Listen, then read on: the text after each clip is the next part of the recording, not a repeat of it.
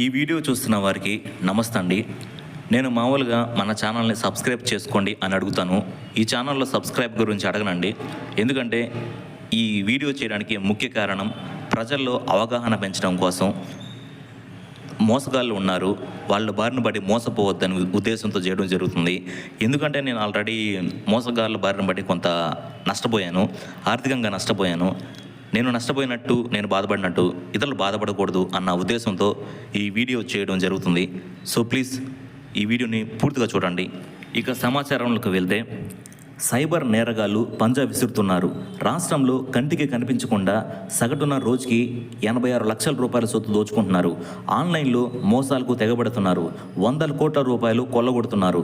2021 July నుంచి 2024 July వరకు 3 ఏళ్ల వ్యవధిలో సైబర్ నేరగాళ్ళు బారిన పడిన రాష్ట్రంలోని బాధితులు ఏకంగా 940 కోట్ల రూపాయలు కోల్పోయారు.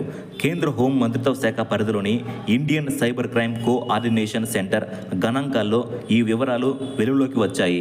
మీ పేరిట విదేశాల నుంచి వచ్చిన పార్సల్లో మాదక ద్రవ్యాలు పట్టుబడ్డాయి. కస్టమ్స్ విభాగం అరెస్టు వారెంట్ జారీ చేసింది అంటూ ఫోన్లో భయపెట్టి సొత్తు కాజేస్తున్నారు. మేం ఫలానా బ్యాంకు నుంచి కాల్ చేస్తున్నాం, మీ క్రెడిట్ డెబిట్ కార్డులు అప్గ్రేడ్ చేయాలి, లేకపోతే బ్లాక్ అయిపోతాయి అని చెబుతూ వాటిపై ఉన్న సివివి నెంబర్, ఇతర వివరాలు తెలుసుకొని బ్యాంకు ఖాతా ఖాళీ చేస్తున్నారు. క్రిప్టో కరెన్సీ, బ్లాక్ ట్రేడింగ్లో పెట్టుబడుల పేరిట, ఈకేవైసీల పేరిట న్యూడ్ వీడియో కాల్స్ ద్వారా మోసాలకు పాల్పడి సైబర్ నేరగాలు దోచేస్తున్నారు. ఇవన్నీ కేంద్ర హోం మంత్రిత్వ శాఖ పరిధిలోని నేషనల్ సైబర్ క్రైమ్ రిపోర్టింగ్ పోర్టల్లో నమోదైన ఫిర్యాదులను విశ్లేషించినప్పుడు వెలుగులోకి వచ్చాయి. రాష్ట్రంలో 3 ఏళ్లలో సైబర్ నేరగాలు 940 కోట్ల రూపాయలు కొల్లగొట్టగా వారి నుంచి పోలీసులు 8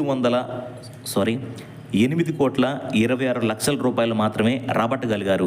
అంటే రికవరీ కేవలం 0.87% మాత్రమే. మరో 140 కోట్ల 40 లక్షల రూపాయలు బ్యాంకులో ఫ్రీజ్ చేయించారు. నేరగాళ్ళు వేర్వేరు దేశాలు, వివిధ ప్రాంతాల్లో ఉంటూ ఈ మోసాలకు తెగబడుతుండటంతో వారిని పట్టుకోవడం, సొమ్మును రికవరీ చేయడం పోలీసులకు పెద్ద సవాల్గా మారుతోంది. రాష్ట్రంలో జరిగే చోరీలు, దొంగతనాలు, దోపిడీలు తదితర నేరాల్లో ఏటా దాదాపు 150 కోట్ల రూపాయల మేర సొత్తును నేరగాళ్ళు కొల్లగొడుతుండగా అందులో 50 నుంచి 60% సొత్తును పోలీసులు తిరిగి రాబడుతున్నారు. అదే సైబర్ నేరాల్లో మాత్రం ఏటా సగటున 313 కోట్ల రూపాయల మేర దోచేస్తుండగా అందులో కనీసం 1% తిరిగి రాబట్టలేని పరిస్థితి ఉంది. సైబర్ నేరాలు ప్రధాన సమస్యగా మారుతున్న నేపథ్యంలో వాటిపై ప్రజల్లో చైతన్యం, అవగాహన తీసుకొచ్చేందుకు ప్రభుత్వం సైబర్ కమాండోలను సిద్ధం చేయనుంది. విద్యార్థులకు అవగాహన కల్పించే సైబర్ పౌరులుగా తీర్చిదిద్దనుంది. సైబర్ నేరాల ఛేదన కోసం దర్యాప్తు అధికారులు నైపుణ్యం, సామర్థ్యాలు పెంచే శిక్షణ ఇవ్వనుంది. ప్రత్యేకంగా సైబర్ ఫోరెన్సిక్ విభాగాలు ఏర్పాటు చేయనుంది.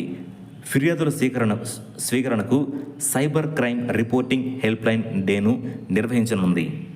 సో బీ కేర్ఫుల్గా ఉండండి.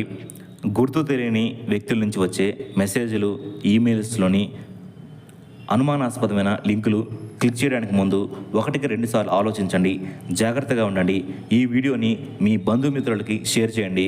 తద్వారా వాళ్ళు కూడా జాగ్రత్త పడి మోసగాళ్ళ బారిని పడి మోసపోకుండా ఉంటారు.